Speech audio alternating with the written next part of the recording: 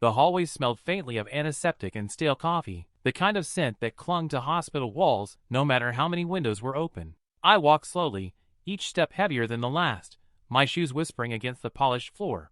The fluorescent lights above hummed, too bright for a place where hope felt so dim. Room 412 was at the end of the corridor. I'd walked this path so many times in the past few months, I could have traced it blindfolded, but today it felt different, like every inch of the distance was trying to prepare me for what waited behind that door. My hands tightened around the small bouquet I'd picked up from the gift shop downstairs. Lilies, her favorite. She used to keep a vase of them in our kitchen, saying the scent reminded her of summer. When I stepped into the room, the beeping of the monitors was the first thing I heard, slow, steady, and far too loud in the stillness. She lay there, eyes closed, her chest rising and falling in shallow, fragile breaths. Her skin was pale, almost translucent, and strands of her once thick brown hair clung to her forehead. For a moment, I just stood there, afraid to move, afraid to breathe too loudly and disturb her rest. I pulled the chair closer to her bed and sat down, setting the flowers on the table. My fingers found hers, cool and light in my palm. "Hey, love," I whispered, forcing a smile into my voice even though my throat felt tight.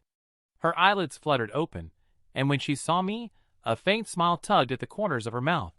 "You came early," she murmured, her voice soft, almost like wind through dry leaves. "I couldn't stay away," I said, brushing my thumb over the back of her hand. "Figured I'd beat the traffic."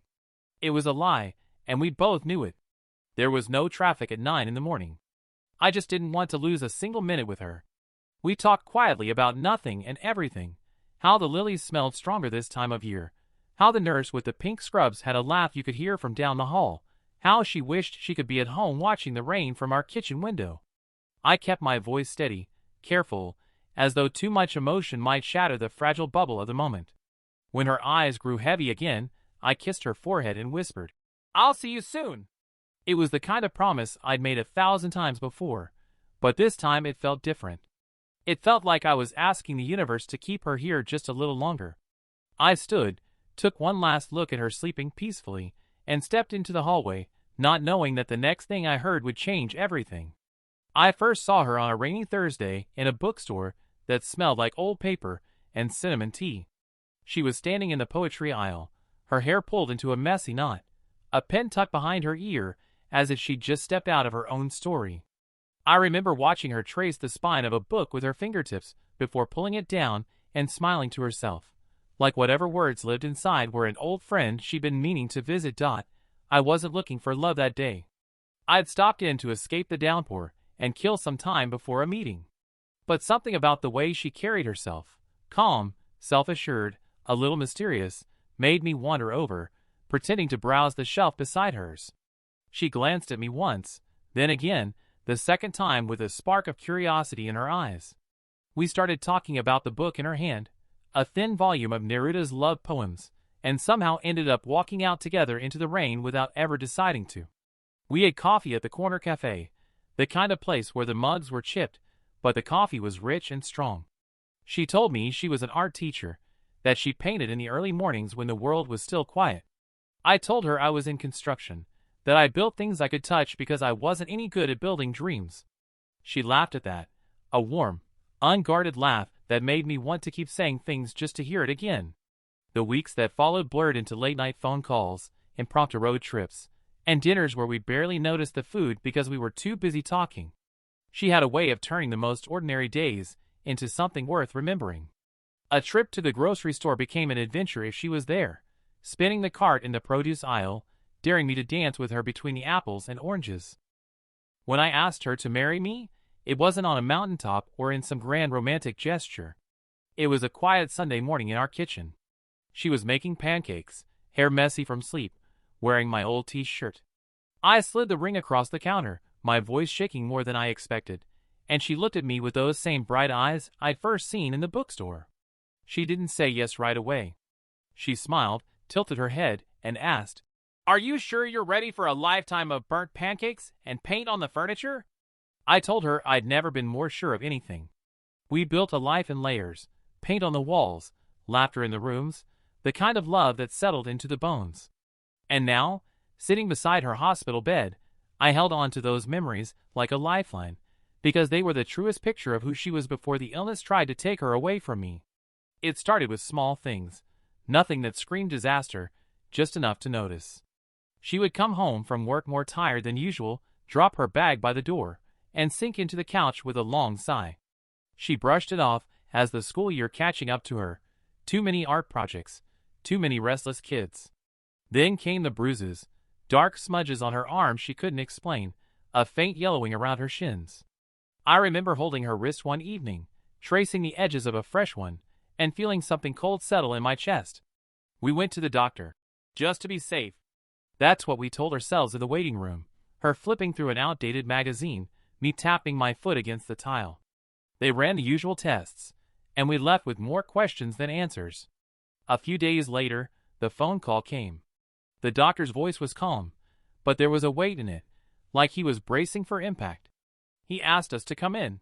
"Both of you," he added, which told me everything I didn't want to know.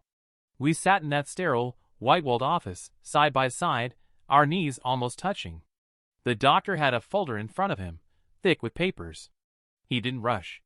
He started talking about blood counts, immune systems, and bone marrow. Words like rare and aggressive hung in the air, each one cutting deeper. I caught only fragments, something about her body attacking itself, shutting down the very thing keeping her alive. I wanted to stop him, rewind, demand a different ending, but I couldn't seem to move. She asked the practical questions, treatment options, timelines, survival rates, her voice steady in a way mine could never be. I just stared at her, wondering how she could look so calm while the ground beneath us was splitting open. The doctor talked about transplants, about the urgent need for a donor.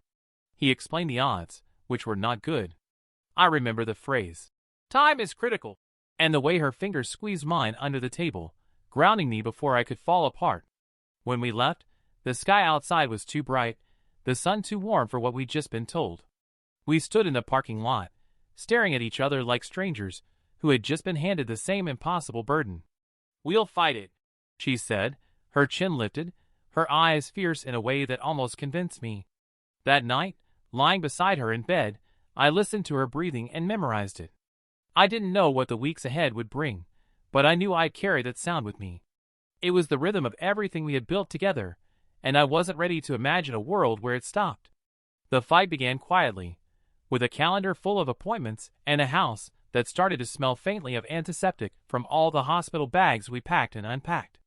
In those first weeks, I clung to every scrap of optimism the doctors offered, words like promising response and good candidate for treatment. We traded our mornings for blood tests, our afternoons for infusion chairs, and our nights for whispered reassurances in a too-bright hospital room. She faced it all with a kind of stubborn grace. Even on the days when the medication left her skin pale and her body trembling, she insisted on walking the hallway with me, or stand rattling beside her. "I don't want to forget what moving feels like," she'd say, her voice thin but determined. I'd smile like it didn't break me to hear it. For a while, we believed we were winning. Her numbers climbed, her energy flickered back. We planned a weekend trip for when she felt stronger. Nothing grand, just a cabin near the lake where we could pretend the world wasn't closing in. But before we could book it, the fevers returned. The fatigue deepened. Another round of tests, another meeting in the doctor's office, and the word, relapse, dropped between us like a stone in cold water. From then on, the battle felt different. The treatments grew harsher, the side effects heavier. I learned the language of hospital monitors, could tell when a nurse was worried just by the way she glanced at the screen. I shaved her head when her hair began to fall out in handfuls, my hands steady even as my throat ached.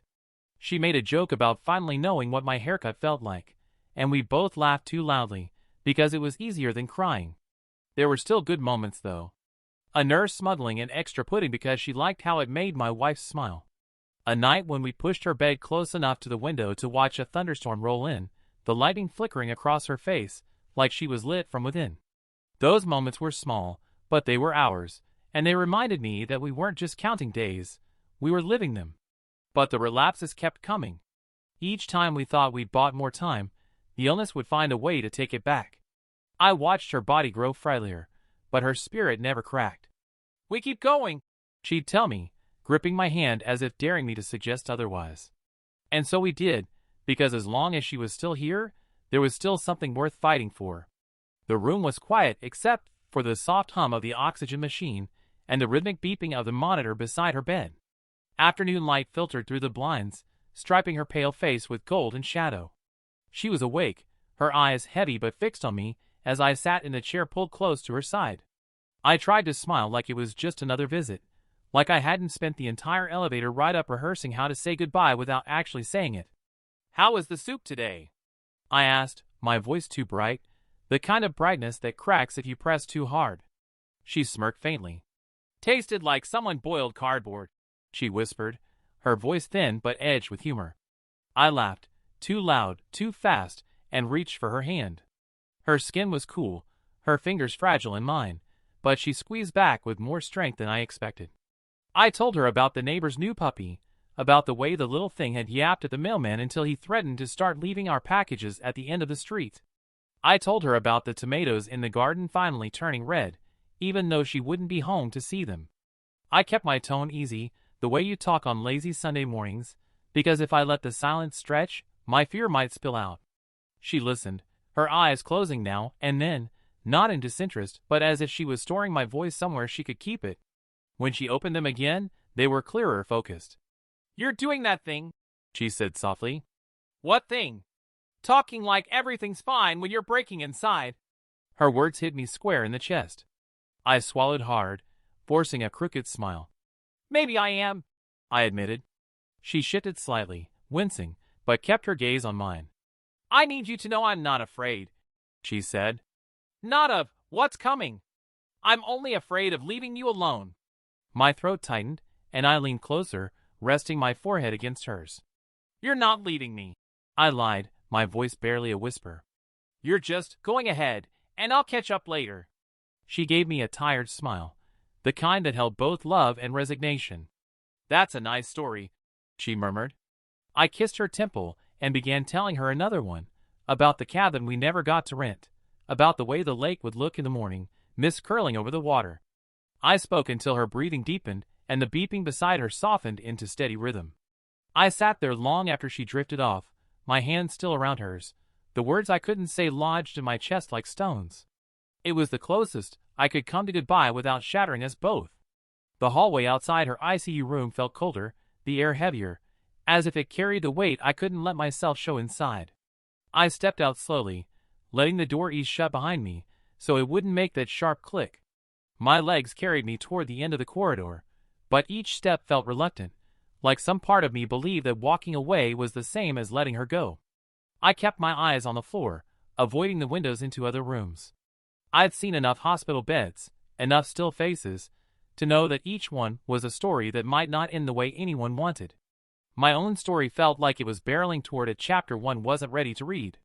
At the far end of the hall, there was a row of plastic chairs facing a vending machine, the kind of place where people sat when they didn't want to be seen crying. I dropped into one and pressed my palms over my face, breathing deep until the smell of sanitizer gave way to the faint scent of my own skin. I told myself I was just here for a moment, to clear my head, to steady my voice before going back, but the truth pressed in, sharp and cold. I might never walk back into that room and see her eyes open again. I thought about her hand in mine, the way her fingers had clung even through the fog of medication. I thought about the way she still smiled for me, even though I could see the exhaustion deep in her bones. I should have said more. I should have told her everything I was afraid to admit, that I didn't know who I was without her, that I was terrified of the silence her absence would leave. But the words had stayed locked inside, and now they echoed against my ribs. A nurse walked past, glancing at me with that quick, sympathetic look they give family members who've been here too long. I straightened in my seat, trying to make my face unreadable. The last thing I wanted was pity. I looked at the closed double doors to the ICU and told myself I'd go back in a minute. Just one more minute to breathe. One more minute to prepare for whatever came next. But under the steady hum of hospital machines and distant footsteps, a thought kept threading through my mind, quiet but relentless. I had just walked away from the love of my life, and I might not get to walk back. I pushed myself out of the chair and started toward the elevator, my footsteps slow on the polished linoleum. I'd almost convinced myself to just keep walking, to leave before the weight of it all pinned me there. But as I passed the corner near the nurse's station, I caught the sound of voices, low at first, then sharp enough to snag in my chest. "I can't believe they didn't tell him," one said, her tone edged with disbelief. "Shoo," the other hissed. "Not here." I slowed without meaning to, my hand resting on the cool metal rail along the wall. "They're saying she's not even." The first voice cut off abruptly, as if she'd realized someone might be listening. A pause. The shuffle of papers. "They'll have to tell him eventually," the second voice murmured, softer now. "You can't keep something like that hidden forever." My pulse jumped, hard and fast, my mind scrambling to piece together what I'd just heard. My wife. They were talking about her. There was no doubt. The way they dropped their voices, the way they glanced toward the ICU doors. My feet felt rooted to the floor, torn between stepping around the corner and demanding answers, or slipping quietly away before they noticed me. I heard one of them sigh. "It's not our place. Doctor's orders." Something in me tightened. Doctor's orders. Not their place. And yet, something big enough, dangerous enough, to whisper about in half sentences when they thought no one could hear. The elevator chimed down the hall, and the sound startled me into moving. I turned toward it, forcing my legs to carry me forward, my mind still replaying those fragmented words. Didn't tell him. Not even, hidden forever. By the time the doors slid shut in front of me, my breathing had gone shallow. The hospital lobby was only a few floors down, but the ride felt endless, every second stretching with the weight of what I didn't know. Part of me wanted to run straight back upstairs and press them for the truth, but another part, colder, more cautious, told me to wait. Listen. Watch. Whatever they were hiding, blurting my way into it might make them close ranks. When the doors opened onto the first floor, the smell of coffee and antiseptic hit me like a wall. People bustled past, clutching cups, signing forms, carrying flowers to rooms where they still believed in miracles. I stepped outside into the sharp evening air, but the chill did nothing to clear the fog in my head. I had come here to say goodbye. Instead, I was walking away with a knot in my stomach and the uneasy certainty that I hadn't been told the whole truth about my wife, and that whatever it was big enough for the nurses to fear saying it out loud. I was halfway to the parking garage when I saw them again, those same two nurses, standing just outside the sliding glass doors, their scrubs fluttering lightly in the evening breeze. They hadn't noticed me yet. One was sipping from a paper coffee cup, the other lighting a cigarette with a cupped hand. I told myself to keep walking, to let it go, but then the first words floated over the hum of traffic. "Mark Ellery," one of them said, shaking her head. "I still can't believe he showed up after all these years." The other nurse gave a low, uneasy laugh. "Yeah, if she'd known. God, can you imagine? Everything would have been different." I stopped short, just out of their line of sight, the name echoing in my mind like a bell I didn't recognize. Mark Ellery. I'd never heard her mention him, not once, in all our years together. We'd shared the kinds of stories couples tell in the dark, childhood scars, stupid teenage mistakes, the old boyfriends and heartbreaks you survive and then forget. But not this. Not him. The one with the cigarette lowered her voice. "And she still doesn't know." "Not really. Can you imagine going through all this and never finding out?" "She's not exactly in a position to be told," the other replied quietly, glancing toward the ICU windows above us. "But he knows. And if he says anything to the husband—" The rest of her words were swallowed by a gust of wind, carrying the faint scent of tobacco and rain. My chest tightened. I didn't know who this Mark Ellery was, or what he had to do with my wife, but the way they spoke his name, like it was a lit fuse, set my thoughts spinning. I leaned back against the concrete pillar, my pulse hammering. It could have been nothing. A coincidence. But deep down, I knew better. Their tones weren't casual, their words weren't harmless. This wasn't gossip. This was something deliberately kept from me, and apparently from her. I waited until they'd moved farther down the sidewalk before stepping out into the open air, the cool wind biting at my skin. The parking garage loomed ahead, dim and echoing, but I barely noticed the shadows. All I could see in my mind was my wife lying in that hospital bed, pale and fragile, and the gap in her story I hadn't known existed until this moment. Mark Ellery. The name sat heavy on my tongue, unspoken, but already dangerous. I didn't know what he meant to her, or why the nurses seemed afraid of the truth, but I knew one thing for certain. I couldn't leave it alone. Whatever this was, I had to find out, before someone decided I shouldn't. I stood in the half-lit stairwell, my hand resting on the cool metal rail, the echo of that name, Mark Ellery, still rattling inside my skull. I could still see the nurses' faces in my mind, the way their voices dropped when they spoke, the edge in their tone. It wasn't just idle chatter. It was a warning, or maybe a confession, and it was meant to stay tucked away where I wasn't supposed to hear it. Every instinct I had was screaming to march back down those steps, find them, and demand they tell me exactly who he was, and what they meant by what she never knew. I wanted answers, fast and unvarnished. But the other half of me, the part still reeling from watching my wife fight for each breath, knew that whatever truth they were hiding might hit harder than I could handle right now. If I pushed too far too soon, I might make things worse. For her. For me. I reached the landing, my mind flipping between images like a slideshow I couldn't turn off. My wife's smile on our wedding day. The way her hand had trembled in mine just hours ago in the ICU. And now, this ghost of a man, this Mark, looming somewhere in the edges of her past, someone important enough to be whispered about in the hospital parking lot. What if it was nothing? A misunderstanding? The thought should have been comforting, but it wasn't. The tone in those nurses' voices wasn't born from rumor. It was weighted with knowledge. They knew something. Something that belonged to me, to her, to us. I found myself gripping the rail so tightly my knuckles whitened. I could walk away. Pretend I hadn't heard. Let her rest in peace, whatever peace she had left, without stirring up something she might never even have to face. But what if this man had answers? What if he had something she needed to know before the end? What if I did? The hum of fluorescent lights above me filled the silence as I wrestled with it. I thought about how, in the last few months, our lives had been reduced to medical charts and lab results, as if the entire sum of our marriage could be boiled down to vital signs. This shadow in her story, was something different. Something human. By the time I reached the garage, I had no resolution, just the pounding certainty that curiosity had already taken root. Fear might keep me from acting tonight, but it wouldn't hold forever. One way or another, I was going to learn who Mark Ellery was, and why his name was never meant to reach my ears. The next morning, I waited until the hallway outside my wife's ICU room thinned out. The nurse I'd seen the day before, short, dark hair tucked under a navy scrub cap, was at the supply cart, scanning barcodes with the detached focus of someone who'd done it 1,000 times. I approached slowly, rehearsing the words in my head so they wouldn't sound as desperate as I felt. "Hey," I began, keeping my tone casual.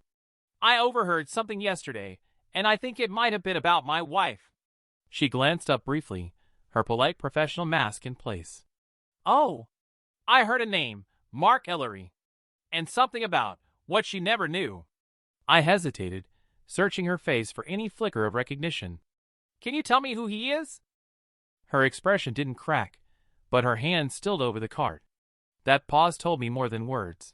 She lowered the scanner, met my eyes, and for the first time, her professionalism slipped into something sharper. "You shouldn't be asking about that," she said quietly, almost under her breath. My pulse quickened. "Why not? If it's connected to her, it's not my place," she cut in, her voice tightening. "And trust me, for your sake, you don't want to go down that road right now." I felt heat rise in my chest. "She's my wife. If there's something—" She shook her head firmly, already turning back to her work. "Some things don't help the patient. Or the family. Leave it." I stood there for a moment, staring at the back of her scrub cap as she moved to another cart, her posture rigid. It wasn't just that she wouldn't answer. It was the way she'd said it, the deliberate finality in her tone, like a door slammed shut in my face.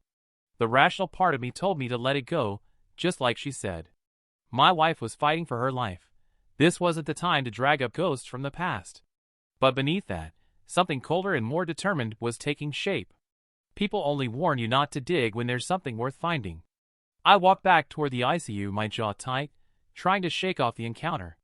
My wife's monitors beeped steadily as I slipped into her room, her chest rising and falling in slow, measured breaths. I took her hand, careful not to disturb the 4 lines. She stirred faintly, her lips twitching in the ghost of a smile. For her sake, I tried to bury the questions. But the nurse's warning kept replaying in my head, word for word, tone for tone. I'd asked the wrong person, sure. But I wasn't done asking. Not by a long shot. The hospital had its own rhythm at night. A softer hum, the squeak of rubber soles echoing down empty corridors, the occasional muffled cough from a patient's room. It was the first evening in days that my wife had slept deeply, her breathing steady enough to loosen the knot in my chest. I told the night nurse I was going to stretch my legs, but my feet carried me somewhere else entirely. The records wing was down a side hall, behind a frosted glass door marked "Authorized personnel only." I'd walked past it a dozen times without a second thought. Tonight, the light was still on inside, the desk unmanned. My heart pounded as I slipped through the door, the stale scent of paper and disinfected wrapping around me. Rows of beige filing cabinets stood like soldiers, each drawer labeled with neat black tape. I knew where to look. Her last name, in block letters, sat halfway down the second row. My hand shook as I slid the drawer open and pulled her folder free. Her patient file was thicker than I expected, stuffed with charts, test results, and handwritten notes in looping script. I skimmed through the pages, searching for I didn't even know what. Then I saw it, tucked between lab reports, an envelope, cream-colored, unmarked except for a name typed neatly across the front. Mark Ellery. My breath caught. Seeing it in black and white made it real in a way overheard words never could. The envelope was sealed with a strip of tape, no hospital logo, no confidential stamp. Just the name. I ran my thumb along the edge, the urge to tear it open almost overwhelming. Some part of me, the part trained by years of trust in my wife, screamed that I shouldn't. That whatever was inside, she hadn't chosen to tell me, and maybe she had her reasons. But another voice, sharp, suspicious, reminded me that she'd never had the chance. She'd been too busy fighting to breathe. I slipped the envelope back into the folder before I could do something I'd regret. My pulse hammered as I returned the file to the drawer and eased it shut. The metal thunked softly into place, but it sounded loud enough to wake the entire floor. As I stepped out into the hall, the hum of the hospital returned, but it felt different now. Thicker, heavier, like the air itself was holding its breath. I walked back to her room, my mind spinning. I still didn't know who Mark Ellery was, or why his name lived inside my wife's medical file like a secret waiting to be found. I only knew one thing for sure. That envelope wasn't going to stay sealed forever. It started with a name scribbled on a scrap of paper in my pocket. Mark Ellery. For 2 days, it sat there like a stone I couldn't stop feeling, even when I told myself to leave it alone. My wife needed me present, focused on her fight, not chasing shadows. But the more I tried to push it aside, the more it gnawed at me. I began carefully, testing the waters. A casual question to an old colleague from my volunteer days at the local clinic. He worked in medical coordination now, still had a knack for connecting dots that weren't meant to be connected. I told him I'd heard the name somewhere and wondered if it was tied to the donor registry. His pause was long enough to tell me I'd stepped into something real. "Why are you asking?" he said finally. "Just curiosity," I lied, my voice sounding as hollow as it felt. He didn't press, but his tone shifted softer when he answered. "There's a Mark Ellery flagged as a potential marrow match in the regional network. That's all I can say." It was more than enough. A match. My mind reeled. If the hospital had identified him, why wasn't it part of the conversation with us? Why the secrecy? I didn't stop there. Over the next few days, I wove my questions into places they wouldn't raise alarms. Small talk with a nurse's aide I had known for years. A careful word to a lab tech over coffee in the cafeteria. Each piece was tiny, almost meaningless on its own, but together they began to form a picture. Mark Ellery wasn't just a name on a list. He lived less than 100 miles away. He'd been contacted. And according to someone who probably shouldn't have told me, there was a note in the system hinting a possible familial connection to my wife. Those words lodged in my chest like a splinter. Related. In all the years we'd been together, she'd spoken about her family in fragments, half-remembered stories from childhood, a father she hadn't seen since she was 12, cousins whose names had blurred into nothing. The idea that there might be someone out there, someone close enough to share her blood, was both staggering and infuriating. Why hadn't she been told? Why hadn't I? That night, sitting beside her bed, I watched her sleep. The rise and fall of her chest was slow but steady, the floor humming softly beside her. I thought about the envelope in her file, about the nurse's hushed conversation, about the man whose name I now couldn't escape. The truth wasn't in front of me yet, but I could feel it, close enough to touch, sharp enough to cut.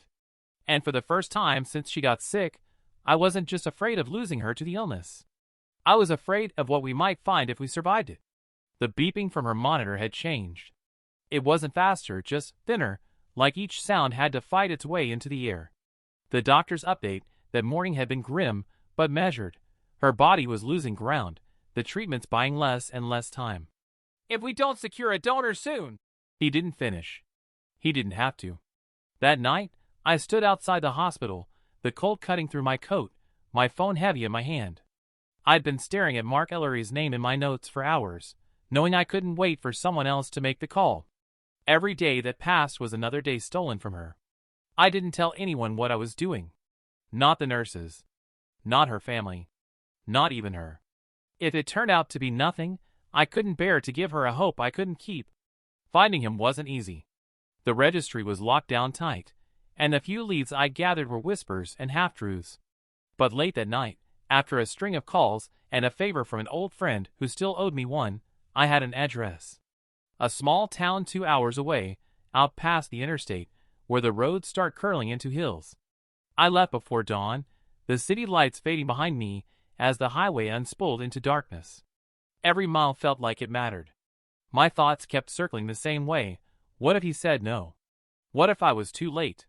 What if I built all this on a coincidence, and there was nothing here to find? The town was small enough that I drove past his street without realizing it the first time. When I finally pulled up, the house was quiet, the yard dusted with frost. For a moment, I just sat there, gripping the steering wheel. My hands were shaking, though it wasn't from the cold. I walked to the door, each step louder in my head than it was on the wooden porch. I knocked once. Twice. I could hear movement inside, a chair scraping, footsteps, and then the door opened. The man who stood there was older than I expected, late 40s maybe, with the kind of face that looked both worn and familiar. His eyes caught me off guard. Something in the shape, the color, it wasn't exact, but it echoed hers. "Can I help you?" His voice was wary, not unkind. I told him my name. I told him about my wife. And then, quietly, I told him why I thought he might be the one person who could save her life. He didn't answer right away. But he didn't close the door either. And in that pause, with the morning air burning in my lungs, I felt the first real flicker of hope I'd had in weeks. The door opened slower than I expected, as if the man on the other side was weighing whether I was worth the trouble. He was tall, broad-shouldered despite the slight stoop in his posture, his hair more salt than pepper. But it was the eyes that stopped me cold, clear, pale green, framed by the same angular lashes my wife had. It wasn't just a resemblance. It was an echo. For a moment, neither of us spoke. The cold morning air slipped between us, carrying the faint smell of coffee from somewhere inside his house. He looked me over like I might be a salesman or someone trying to get him to sign a petition. "Can I help you?" His voice was rough from sleep or disuse. I swallowed hard. "My name's James. I think you might be related to my wife." The line sounded absurd out loud, like something you'd hear in a bad movie. But his expression didn't harden. If anything, he seemed to tense in a different way, his grip on the door shifting. I pulled out my phone and showed him a photo, her on our wedding day, hair pinned back, smiling in the sunlight. "Her name is Claire. She's in the hospital. Critically ill. You might be the only person who can help her." He took the phone slowly, studying her face like it was a puzzle he almost recognized. "Claire," he said under his breath, testing the name. Then he shook his head slightly, as if clearing a fog. "She looks like—" He stopped himself. "Like you?" I finished. A shadow passed over his face. He glanced behind him into the dim hallway, then back at me. "My mother," he trailed off, staring somewhere over my shoulder. "She had a child she never kept. I was too young to understand, but I remember hearing it. I always wondered. The space between us felt charged now, heavy with something I didn't dare name. I think that child was Claire, I said quietly. And right now, she doesn't have much time. He looked down at the phone again, his thumb brushing the edge of the picture. Then he stepped back, opening the door wider. You better come in. The inside of his home smelled faintly of pine and sawdust. He motioned toward a chair, but I couldn't sit. My heart was hammering too hard. He asked questions, her birthday, where she grew up, what she knew of her past. With each answer, the wall between us thinned. Finally, he nodded once firm. If I'm a match, she gets whatever she needs. No hesitation. For the first time in weeks, my chest loosened. I didn't know yet if this was the lifeline we needed, but standing there in his quiet, cluttered living room, I believed it could be. He sat back in his chair, the leather creaking under his weight, and stared at the floor like the words he was about to say had been waiting decades to come out.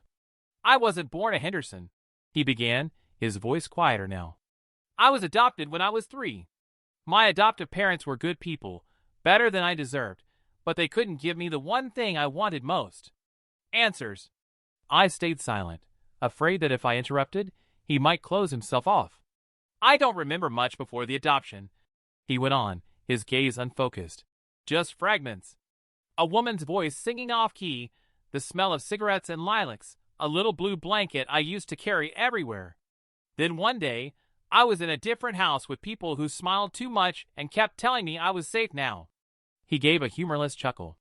Safe from what? They never said. I felt my throat tighten. He rubbed his jaw, his eyes still far away. When I turned 18, I started digging. Records, old neighbors, anyone who might have known my biological family. But the trail was cold. Everything official was sealed, and all I ever managed to find were rumors. One of them about a baby girl born a couple years after me. My sister? The last word hung in the air between us. I used to dream about finding her, he admitted, his voice cracking slightly. Sometimes she was just a little kid, other times grown up. I'd imagine her life, if she was safe, if she was happy. I never thought I'd actually meet her, and certainly not like this. I could feel my pulse in my fingertips. You think Claire is that sister? He looked at me then, and I saw the answer in his eyes before he said it. The dates line up. The resemblance, it's not coincidence. And if she's in the hospital, if she needs me, he stopped, swallowing hard. Then maybe all this searching was leading here. He leaned forward, elbows on his knees, his hands clasped tightly together. I don't know why our mother gave us up. Maybe she couldn't take care of us. Maybe she didn't want to. But if I can save her now, then none of that matters. I nodded, the air thick between us. He stood abruptly, almost as if movement would keep his emotions from spilling over. Tell me where she is. We're not wasting another second. And just like that, a man who had been a stranger 10 minutes ago felt like the missing piece of my wife's life, and maybe the only one who could keep it from ending. He didn't even pause to think. The words left his mouth as if they'd been waiting for years. I'll do it. Whatever it takes. Test me. I blinked, half expecting some kind of caveat, a moment of hesitation, a list of questions. But there was none. He was already pulling a worn jacket from the back of a chair and searching his pockets for his truck keys. You don't even know what the tests involve, I said quietly, not because I wanted to dissuade him, but because I needed to hear him confirm it again. He glanced up, a wry half-smile touching his face. Doesn't matter. If she's my sister, and this can help, then I'm in. End of story. For a second, I couldn't speak. My chest ached with the strange collision of relief and disbelief. All the miles I'd driven, the questions I'd asked, the dead ends I'd hit. Suddenly it felt like I was standing at the edge of something that could actually change everything. We drove in separate cars, the pale winter sun sinking behind us as the road unwound toward the city. My mind wouldn't stop replaying what had just happened in his kitchen, how his eyes had gone distant when he spoke about a sister he'd never met, how quickly he'd moved once he realized she might be Claire. At the hospital, the fluorescent lights made everything feel clinical and cold, but he didn't flinch. He followed me through the hallways, past the ICU doors, to the small reception desk where I explained the situation in a voice that wavered more than I wanted it to. The nurse on duty glanced between us, the resemblance not lost on her, and nodded. We can draw blood right now. It'll be a few hours before we know anything. He rolled up his sleeve without being asked, his arm steady even as the needle slid in. Do you think she'll recognize me? He asked suddenly, his eyes fixed on the vial filling with deep red. I hesitated. I think she'll feel it, even if she can't explain why. When the nurse finished and labeled the samples, he leaned back in the chair, flexing his hand. Good. Then let's just hope it's enough. We stepped out into the corridor, the hum of machines and distant chatter of staff filling the silence. He looked toward the ICU doors, as if he could see her through them. If I can help her live, he said softly, then maybe all the years we lost don't matter as much. And for the first time in days, I let myself believe this might not be the end of her story. The call came sooner than I expected. I had been pacing the corridor outside the ICU, counting the lines in the tile floor just to keep from unraveling, when the hematologist stepped through the double doors. Her expression was the kind I had learned to read over months of bad news, serious, careful, but this time there was something different in her eyes. He's a strong match, she said simply. One of the best we've seen. The words landed like a blow, but not the kind that knocks the wind out of you, more like the kind that jolts air back into your lungs. I glanced at him, standing just a few feet away, and saw the flicker of shock on his face before it gave way to determination. Then let's get started, he said, his voice steady in a way mine could never be right now. The hospital moved fast. Consent forms were printed, explained, and signed. Nurses began prepping him for the collection procedure, explaining each step while he listened with a calm I didn't entirely understand.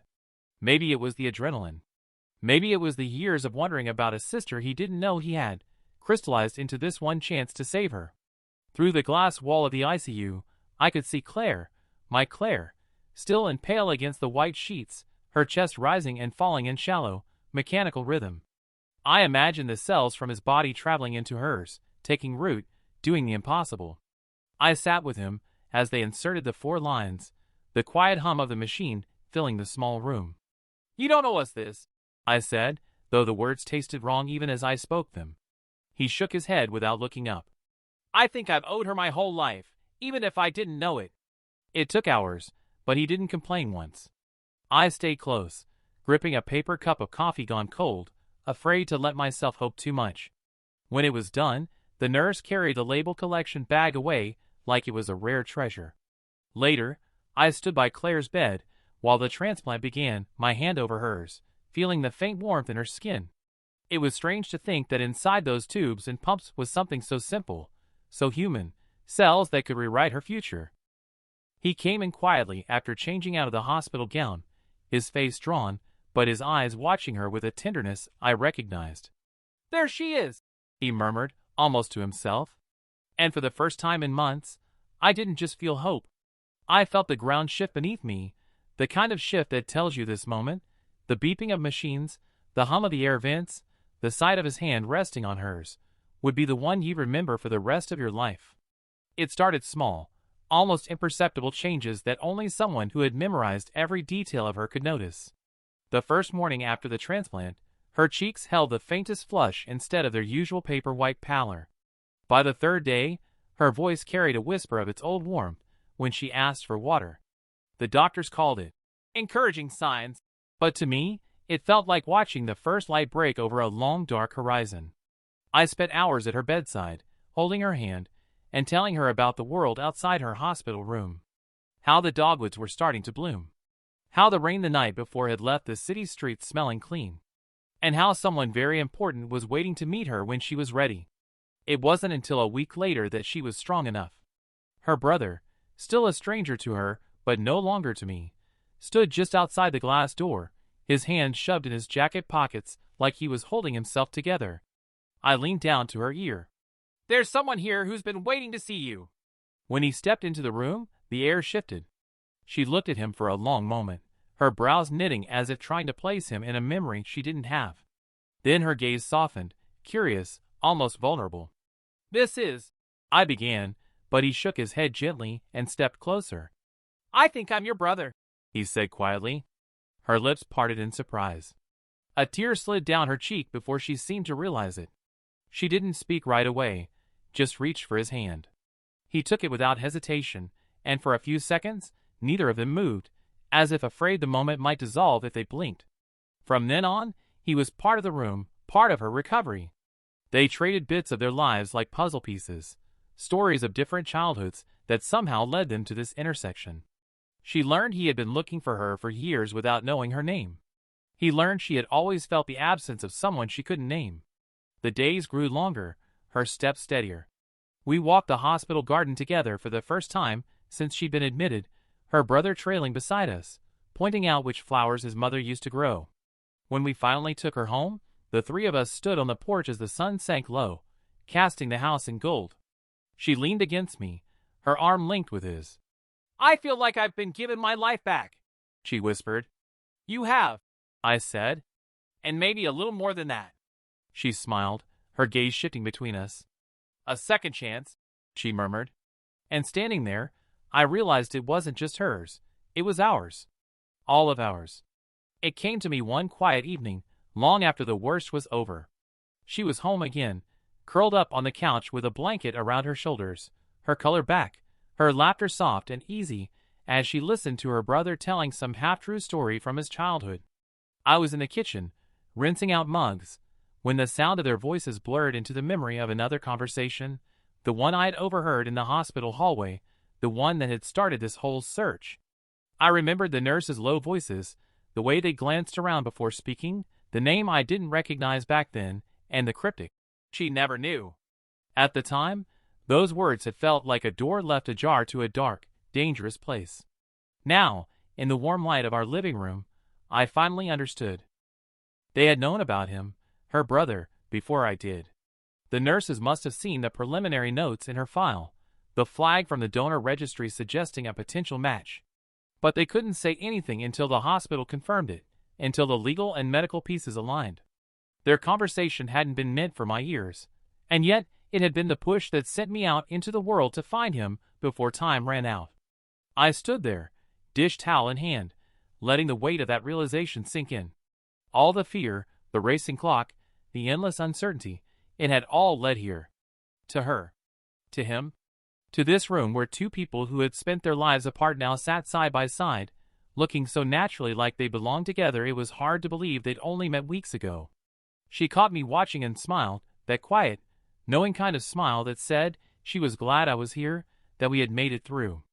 I crossed the room and sat beside her, my arms slipping around her shoulders. Her brother didn't pause in his story, but he gave me a small nod, the kind men give when words aren't quite enough.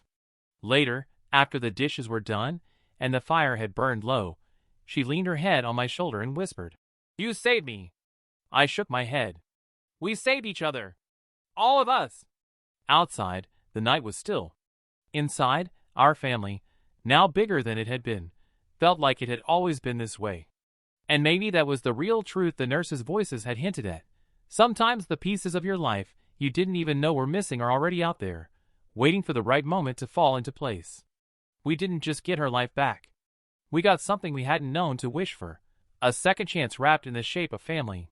And this time, we were going to hold on with everything we had.